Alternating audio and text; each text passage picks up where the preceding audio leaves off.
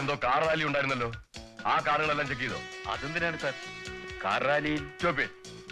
താൻ വിചാരിച്ചു തന്നെ അയാളും വിചാരിച്ചു കാണും. ഈസ് എ ക്ലവർ മാൻ. അതുകൊണ്ടാണ് അയാളെ ജാക്കി എന്ന് വിളിക്കുന്നത്. സാർ, എനിക്ക് കിട്ടിയ ഇൻഫർമേഷൻ തെറ്റില്ല. അവരുടെ കൂട്ടത്തിൽ ഒരാൾ തന്ന ഇൻഫർമേഷൻ ആണ്. I repeat, KBV 4600 blue Maruti. Go and find it out.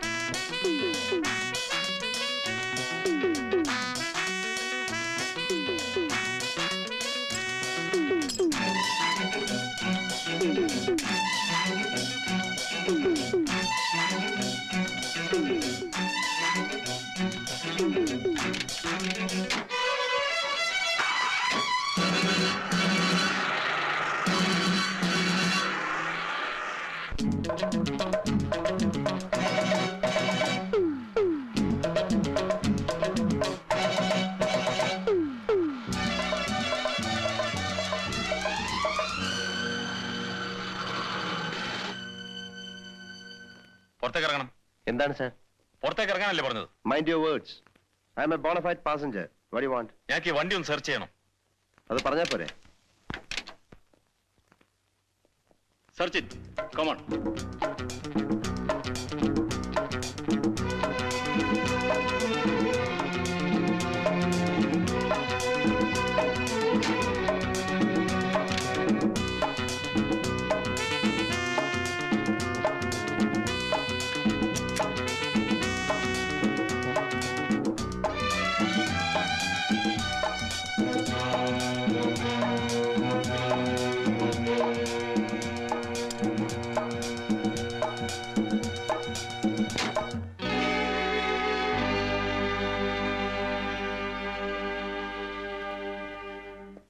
ഇനി പോവാലോ? തുറന്നോട്.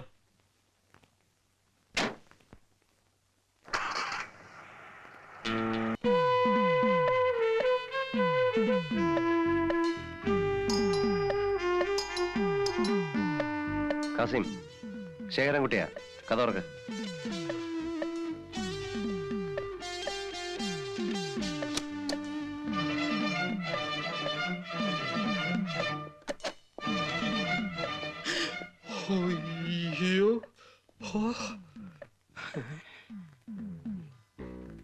കാസിം, നമ്മുടെ കൂട്ടത്തിൽ ആരോ ഒരാൾ സർക്കാരിന്റെ കൂട്ടുകാരനായിട്ടുണ്ട്. ദൈവം പോലും അറിയാതെയാണ് നമ്മൾ സാഗറിന്റെ ഓപ്പറേഷൻ പ്ലാൻ ചെയ്തത്. എന്നിട്ടും സാഗറിന്റെ കാറിന്റെ പിറകെ കസ്റ്റംസുകാരുണ്ടായിരുന്നു. അതുകൊണ്ട് സൂക്ഷിക്കണം. കാസിമേ, പറഞ്ഞ കേട്ടല്ലോ, സൂക്ഷിക്കണം. സ്വർണ്ണ ബിസ്ക്കറ്റ്. ചുമ്മാരടാ.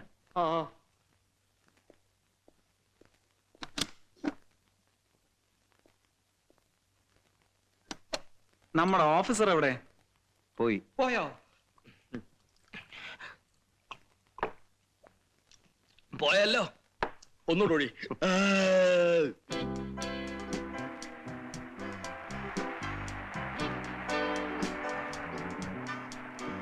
ധോണി, ഈ ജാക്കറ്റിൽ എത്ര രൂപയുടെ സ്വർണമുണ്ടെന്ന് നിനക്കറിയാമോ?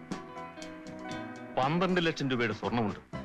ഇത്രയും സ്വർണം രാവും പകലും ഡ്രൈവ് ചെയ്ത് എല്ലാ റിസ്കും കവർ ചെയ്ത് ചെങ്കോട്ടയിലുള്ള അമീർ സാഹിബിന് എത്തിച്ചു കൊടുത്താൽ നമുക്കെന്ത് കിട്ടും? 10,000 രൂപ കിട്ടും. 6 ലക്ഷം രൂപ വെച്ച് ഒരാൾക്ക് കിട്ടുകയാണെങ്കിൽ സുഖമായി ജീവിച്ചൂടെ? കാസിം, ഈ ശേഖരൻകുട്ടിയും ജാക്കിയും പണക്കാരായത് നേരായ വഴിക്കൊന്നുമല്ല. കാസിം, നമുക്ക് ഈ സംസാരം ഇവിടെ വെച്ച് നിർത്താം. നിന്റെ സംസാരം കേട്ടിട്ട് എനിക്ക് പേടിയാവും. നീ പേടിച്ചു പോയോ? ഇതുപോലെ പല പരീക്ഷണങ്ങളും ഉണ്ടാവും. നിന്റെ മനസ്സറിയാൻ വേണ്ടി ഞാൻ ചോദിച്ചതല്ലേ. ശേഖരൻകുട്ടി പറഞ്ഞ സർക്കാരിന്റെ കൂട്ടുകാരൻ നീയാണോടാ?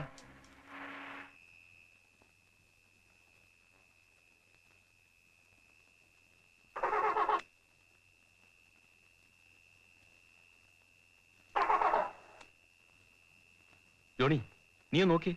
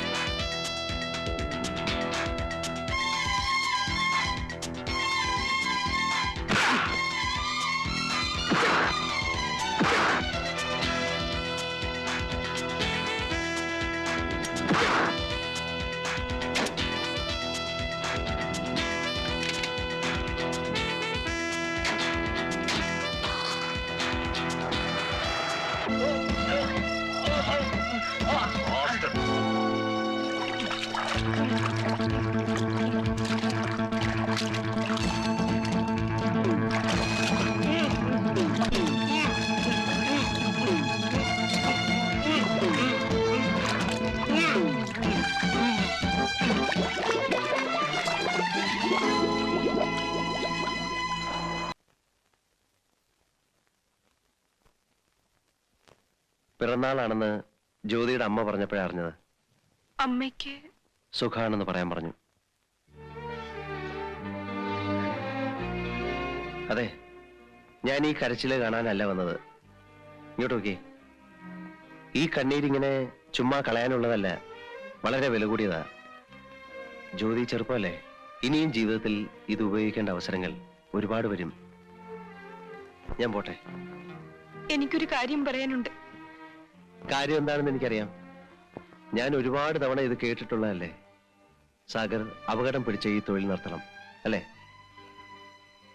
സാഗർ എന്നെ മറക്കണം. ഞാനൊരു കുറ്റവാളിയാണ്, ജയിൽ പുള്ളിയാണ്. സാഗർ വേറൊരു പെൺകുട്ടിയെ വിവാഹം കഴിക്കണം. ഇതല്ലേ പറയാനുള്ളത്? എടി പെണ്ണെ, അന്നും ഇന്നും എനിക്കൊരു ഉത്തരമേ ഉള്ളൂ. ഈ ലോകം മുഴുവൻ നിന്നെ ജയിൽ പുള്ളി എന്ന് പറഞ്ഞാലും ഞാൻ ഈ കഴുത്തിലെ താലി കെട്ടു. അതുകൊണ്ടുണ്ടാവുന്ന കുറവ് ഞാൻ സഹിച്ചോളാം. വേറൊരു പെൺകുട്ടിയെ ഈ സ്ഥാനത്ത് കാണാൻ എനിക്കാവില്ല. ജ്യോതി, എന്തായത്? കരച്ചിൽ നിർത്താൻ.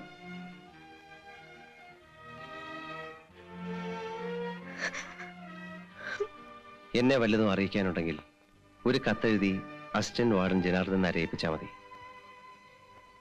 ഞാൻ പോട്ടെ.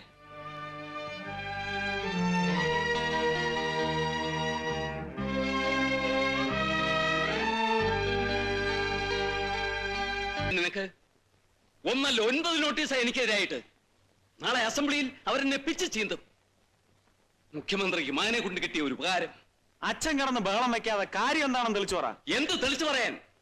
മകന്റെ അഴിഞ്ഞാട്ടത്തിന് മുഖ്യമന്ത്രിയുടെ അനുഗ്രഹാശസ്സുകൾ, പോലീസിനെ പാവയായി കയ്യിലടക്കി വെച്ചിരിക്കുന്ന മകൻ, ചീഞ്ഞു നാർന്ന് ദുർഭരണം, നാടുനില നടക്കുന്ന കൊലപാതകങ്ങൾ പിന്നിൽ മുഖ്യമന്ത്രിയുടെ മകന്റെ കറുത്ത കൈകൾ. ഇത്രയും പോരെ? ഇതിൽ കൂടുതൽ എന്ത് തെളിച്ചു പറയാൻ? ഇത്രേ ഉള്ളൂ. ഇപ്പോഴത്തെ പ്രതിപക്ഷം ഭരണത്തിലിരുന്നപ്പോൾ അച്ഛൻ തന്നെ അവർക്കെതിരായി ഇതിൽ കൂടുതൽ ആരോപണങ്ങൾ ഉന്നയിച്ചിട്ടില്ലേ? അന്ന് ഇതൊക്കെ പറയുമ്പോ നുണയായിരുന്നു എന്ന് എനിക്കറിയാം. ഇപ്പൊ അതല്ലല്ലോ കാര്യം. ഇന്നിപ്പോ പ്രതിപക്ഷമാണ് ആരോപണങ്ങൾ ഉന്നയിച്ചിരിക്കുന്നത്. നാളെ ഭരണകക്ഷി മുറുമുറു തുടങ്ങിയാൽ ഇപ്പൊ തന്നെ അവർ പലതും അറിയാം. തുറന്നു പറയുന്നില്ലെന്ന് മാത്രം. ഒരു പരിധി കഴിഞ്ഞാൽ പിടിച്ചു നിൽക്കാൻ എനിക്കാവില്ല. അച്ഛനത് പറയുമെന്ന് എനിക്കറിയാം. എല്ലാം തുറന്ന് സമ്മതിച്ചേക്ക്. എന്നിട്ട് പീലാത്തോസിനെ പോലെ കൈ ഒഴിക്കോ. ഞാൻ അകത്ത് കിടന്ന് കമ്പി എണ്ണിക്കോളാം. പോരെ? ശേരൻകുട്ടി, എന്താ? നട്ടല്ലില്ലെങ്കിൽ ഈ വേഷം ധരിക്കരുതായിരുന്നു. പള്ളിക്കൂടം വാദ്യാരായിട്ട് കഴിഞ്ഞാ പോരായിരുന്നോ? ലക്ഷക്കണക്കിന് രൂപ മുടക്കിയിട്ടാ ഈ നിലയിലെത്തിയത്. MLA-മാരെ ചാക്കിലാക്കാനും ഇറക്കാനും കാശ് എവിടെ നിന്നുണ്ടായെന്ന വിചാരം? അന്നേ അറിയാൻ പാടില്ലായിരുന്നോ? ഏലപ്പാറ LP സ്കൂളിലെ വെറും വാദ്യാര് കേരളം ഭരിക്കുന്ന മുഖ്യമന്ത്രിയാവണമെങ്കിൽ പലതും സഹിക്കേണ്ടി വരുമെന്ന്.